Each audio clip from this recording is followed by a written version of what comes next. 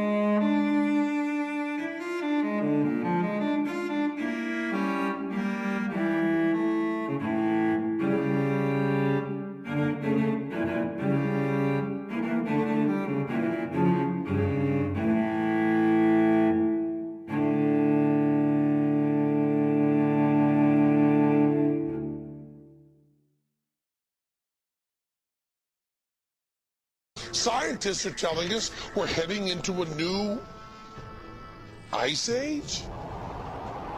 What? The Earth is warming. On what timescale? This year was the hottest year ever.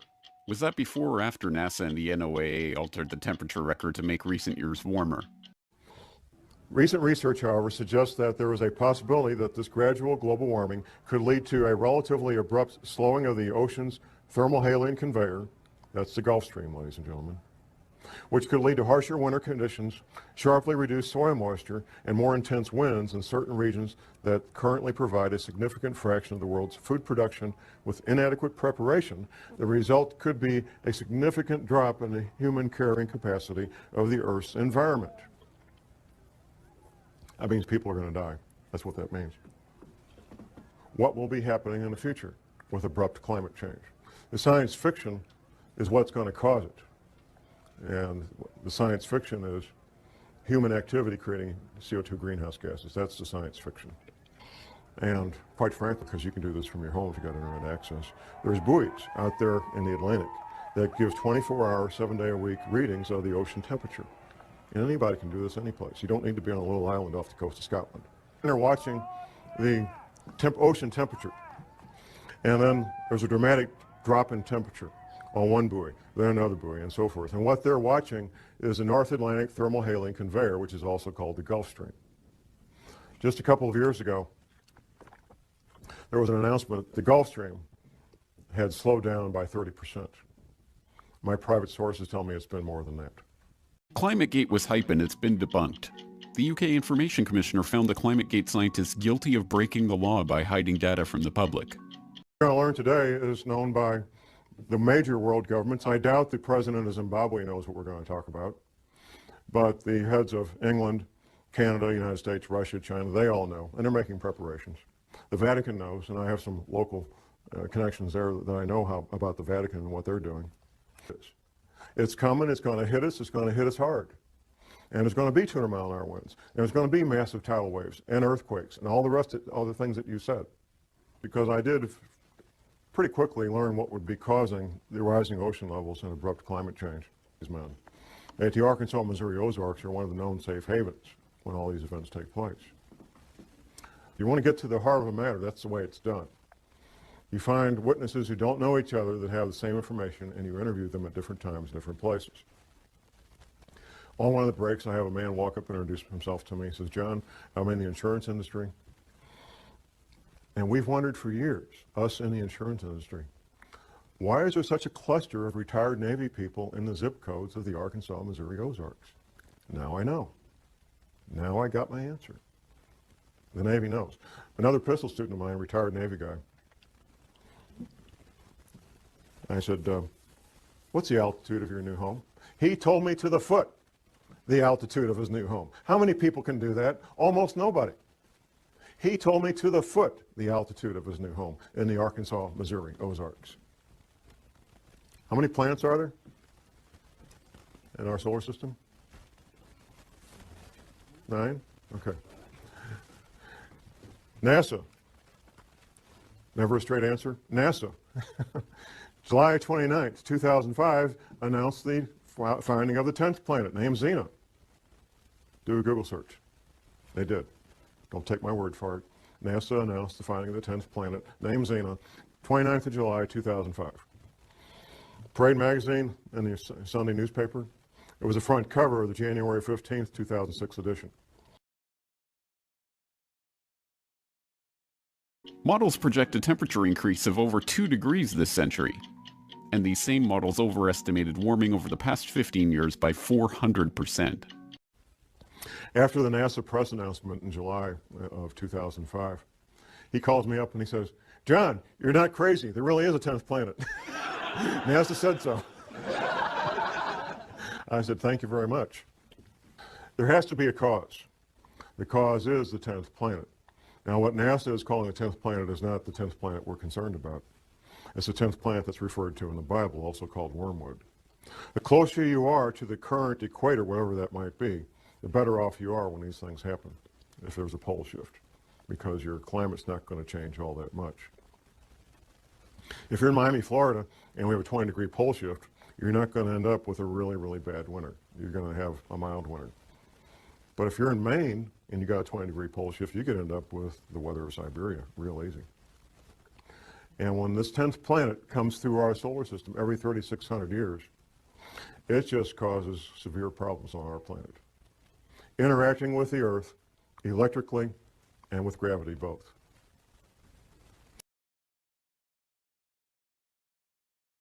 Climate denial is a well-funded conspiracy. Actually, the real money is to be made in global warming alarmism. Professor James McCanning, who is a credentialed scientist, has written a number of books on this. He's a real astrophysical scientist, and he knows about this stuff. I'm a private detective and a researcher. I'm not a scientist. But I can tell you what the scientists say, because I've read their books. And I can tell you what Dr. Velikowski said, because I've read his books. And I can tell you what the Bible says, because I've read the Bible. And all these things are true, and all these things are in the process of happening right now. Where is all this water going to come from? Up until last year, I was thinking, oh, melting ice at Antarctica, melting ice at Greenland. But that, how could it melt that fast? Well, it can't melt that fast, even with what we're going through. It turns out the answer was right in front of me all the time. There is a bulge of water at the equator.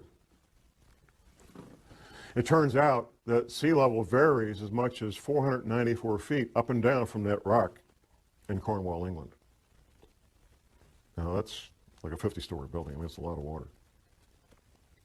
And there's a bulge of literally millions of cubic miles, 1 mile by 1 mile by 1 mile, cubic miles, millions of cubic miles of water bulge at the equator of this planet.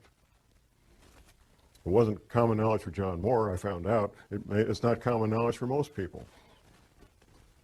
It's held in place by two things, the rotation of the Earth and gravity. Anything that changes our true north, our pole, by more than just a couple of degrees will cause that water to be disrupted. And there's a technical term for it, slosh. And there's records locked up in bones and stone of this having happened in the past. Velikowski talked about it extensively in his books. Now, from Washington, D.C. to Boston is basically one big city. All that's going to be gone. Going down the coast to Atlanta and down to Florida. Florida, the highest point in Florida is on the Panhandle, 55 feet above sea level. Florida's finished, except for a small part of the isthmus, maybe. And that's a big maybe. Gulf Coast, Alabama, Louisiana, Mississippi are pretty much going to be gone. In fact, the new mouth of the Mississippi will be at the current Arkansas-Louisiana state line, a couple hundred miles up from where it is right now. Going down around the coast of Texas, Texas will take damage about 100 miles inland. California will take damage 25 to 100 miles inland, depending on a couple of things, the level of the altitude above sea level and seismic activity.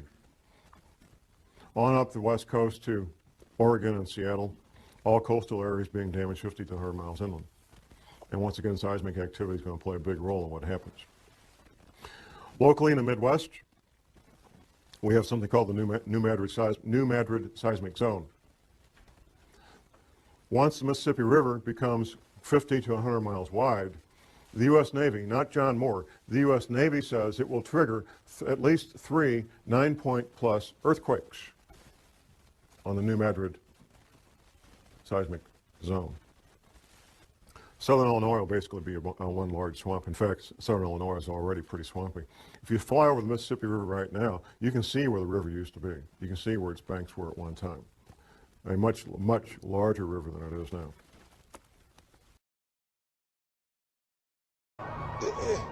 It's from Time Magazine, Monday, June 24th, 1974.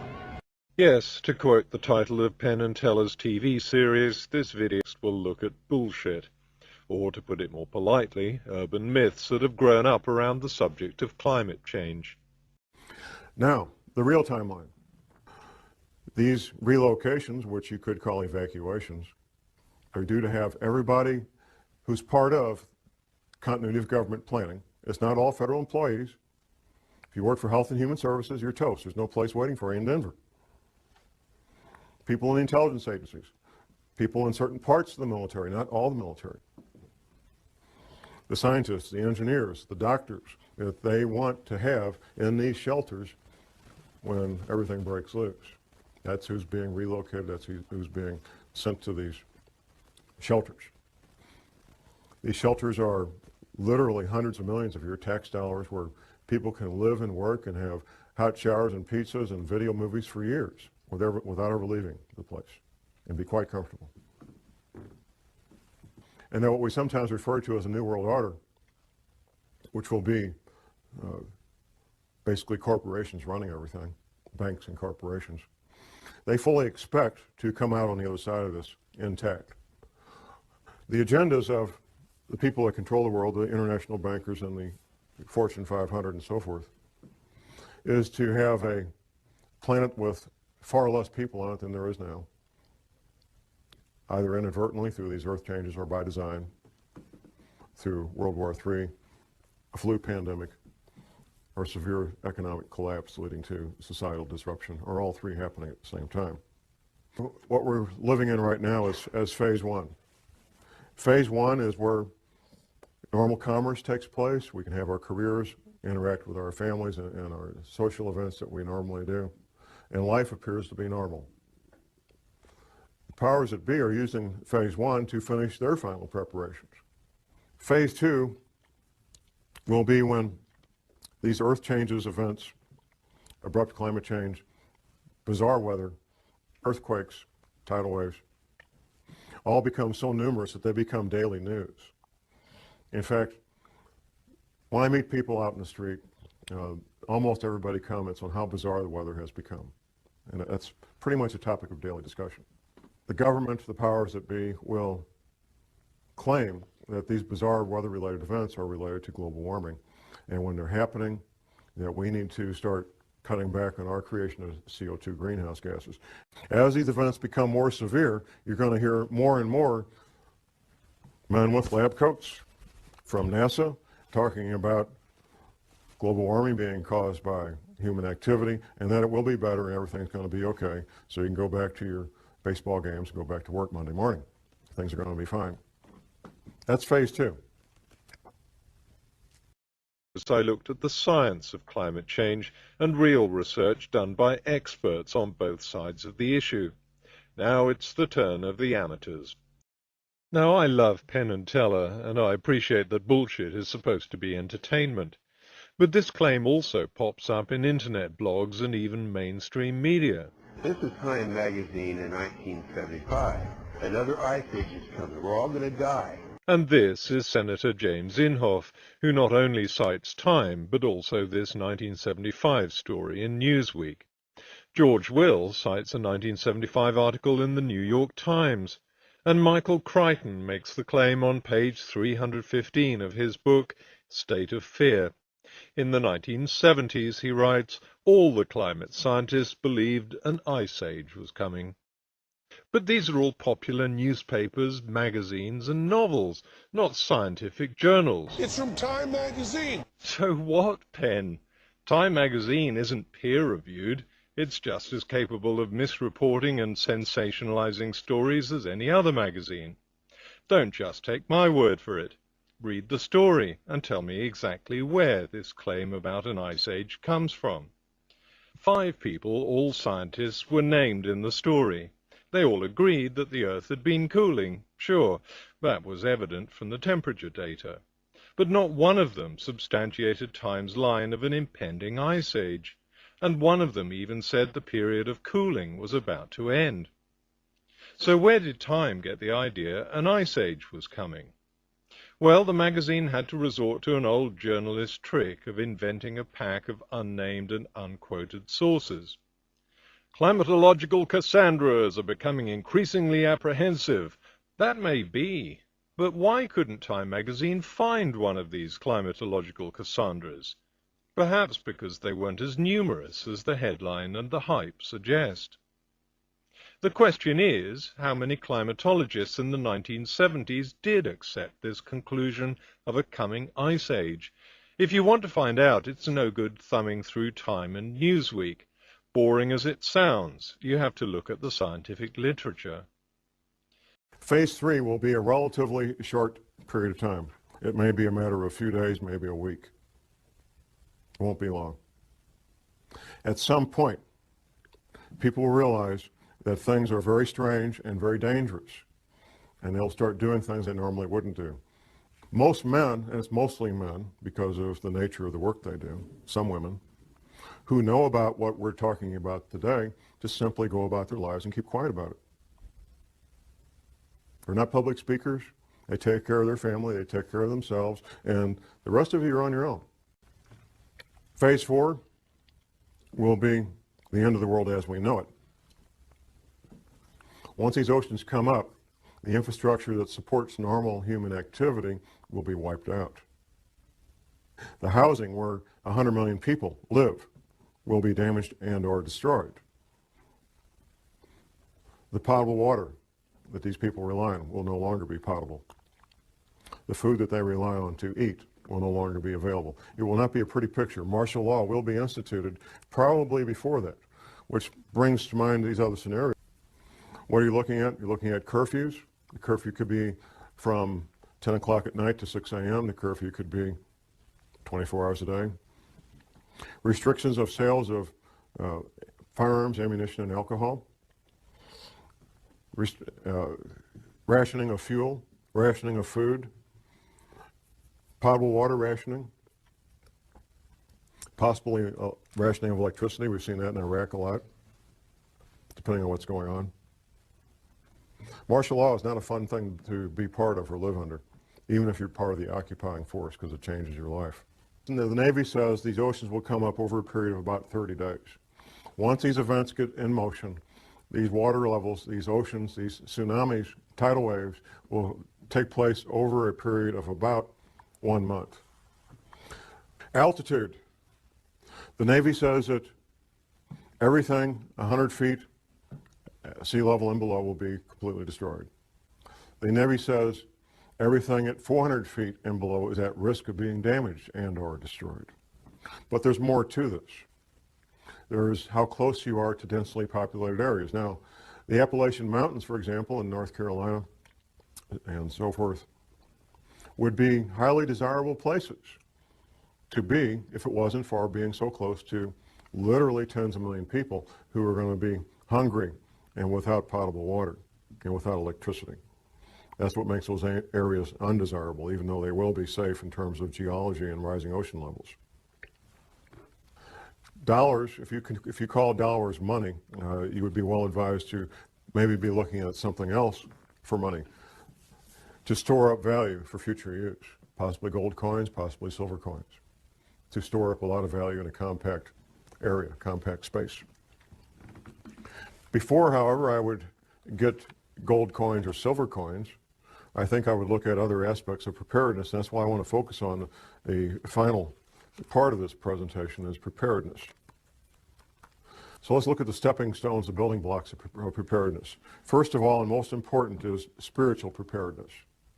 That our American POWs who were incarcerated in POW camps in World War II, our American POWs who had strong spiritual beliefs, were far more likely to survive what went on in his POW camps than those who did not. Eating the same food, having the same medical attention, doing the same work, wearing the same clothes, living in the same buildings. Those who had a strong spiritual foundation were far more likely to survive those conditions. We know that for a fact.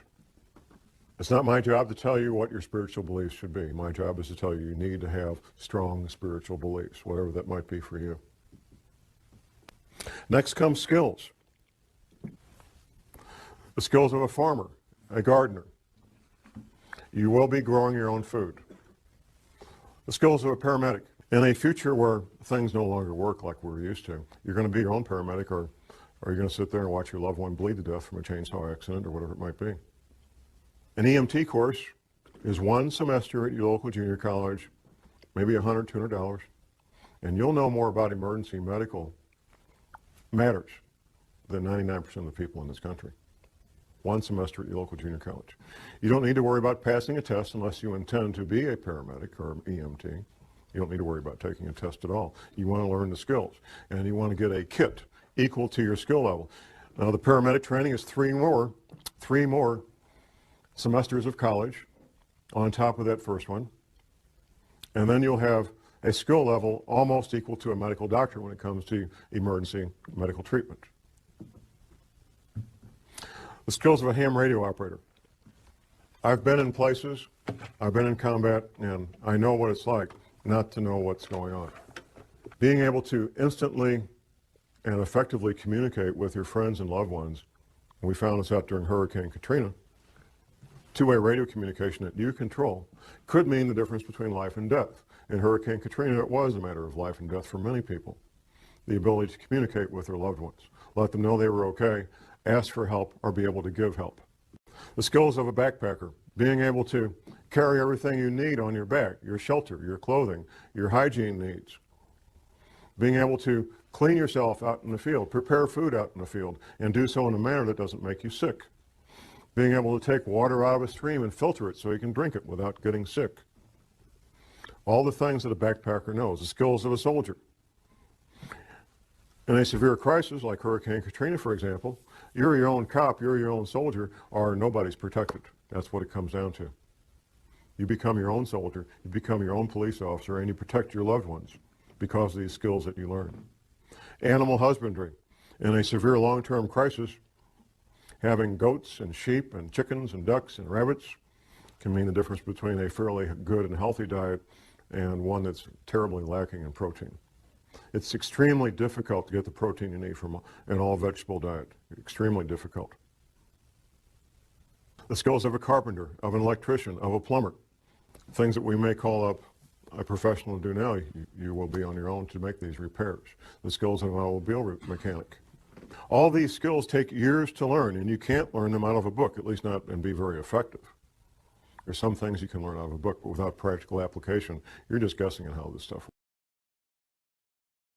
The first thing you notice is an admission from a lot of scientific bodies that there was great uncertainty about the climate in the 1970s.